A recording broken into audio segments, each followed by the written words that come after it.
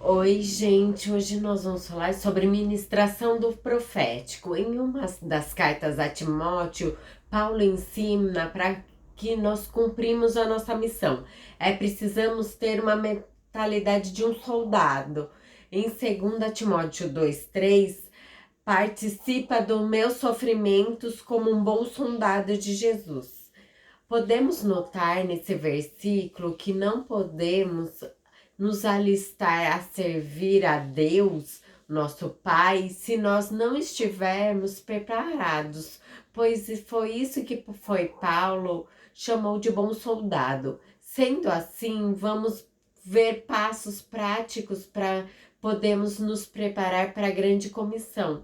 Enquanto ministramos para uma pessoa com poder, um ponto é que as palavras elas são importantes. Existe uma ideia errada que nossa mensagem não precisa ser dita, porque nós não temos valor. Entretanto, é uma maneira limitada de entender como Deus fala com as pessoas.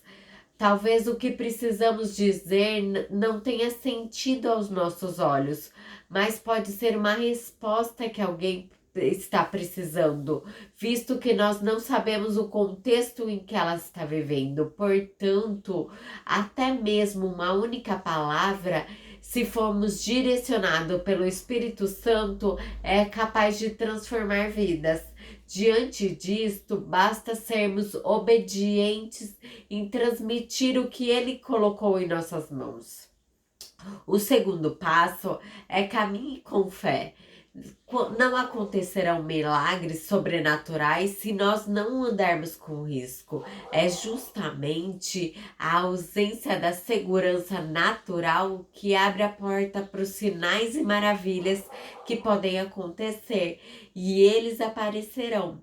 Deste modo, no mesmo que nós não sabemos com certeza se as pessoas serão curadas ou se a palavra de conhecimento fará sentido, é nosso papel obedecermos à voz do Espírito Santo. No meio disso, compreendemos que nós não vamos ver o mover de Deus se nós tivermos um coração incrédulo. A nossa fé precisa estar ativa, ou seja, nós precisamos ter um coração segundo ao de Deus, ouvir a voz dele, ter fé e crer que é ele que fará e não nós. Outro ponto é: não seja presunçoso. Uma das qualidades indispensáveis para aqueles que está ministrando a palavra de Deus é a humildade. Sempre que oramos por cura ou compartilhamos palavras proféticas de conhecimento, nós temos que estar ciente que existe uma margem de erro. Afinal, nós estamos no processo de aprendizado. Se formos presunçosos, uma forma que nós seremos envergonhados, mas se nós reconhecemos a nossa limitação, mesmo quando nós fomos confundidos, nós não seremos contraditórios. Outro ponto importante é que Deus sempre tem mais. Quando o Senhor compartilha uma visão conosco, uma palavra, nós precisamos entender os detalhes. Acaba acontecendo que há um nível que todos recebem uma instrução e já se dão satisfeito. O resultado é que essas pessoas não vivem a plenitude daquilo que Deus quer fazer.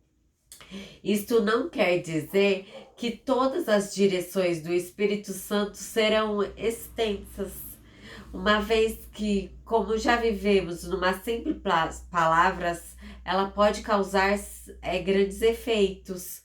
Portanto, quer ele nos diga algo simples, complexo ou curto e simples, nós devemos transmitir exatamente o que ouvimos. Assim, uma ministração nunca pode conter ou somar ou subtrair o que o nosso próprio entendimento fala, a fim que a mensagem seja distorcida. Um outro ponto é: faça uma oração curta e pausada.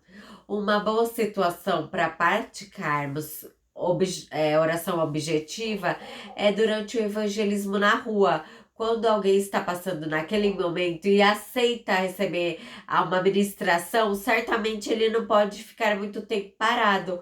Por este motivo, precisamos ter agilidade no que fizermos.